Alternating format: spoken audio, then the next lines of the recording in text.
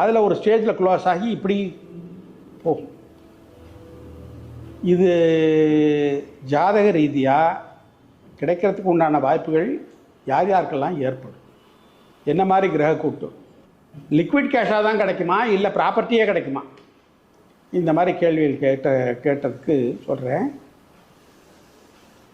பூர்வீக சொத்து அப்படிங்கிறது முதல்ல சொன்னாலே ஃபஸ்ட்டு பிரகாச கிரகமான சூரியன் சந்திரன் நல்லா இருக்கணும். பூர்வீகங்கிற வார்த்தை சூரியன் சந்திரன் நல்லா இல்லைன்னா பூர்வீகத்திலேயே குடியிருக்க முடியாது, துரத்தி விட்டுரும். அப்போ சொத்து எங்கேருந்து வரும்? அதுக்கு அடுத்தது அந்த மாதிரி இருந்ததுன்னா சூரியன் சந்திரனே பித்திருக்காரகன் மாத்திருக்காரகன், அவர்கள் இருக்கும்போதே ஒரு நல்லது பண்ணி விட்டுருப்பார்களே.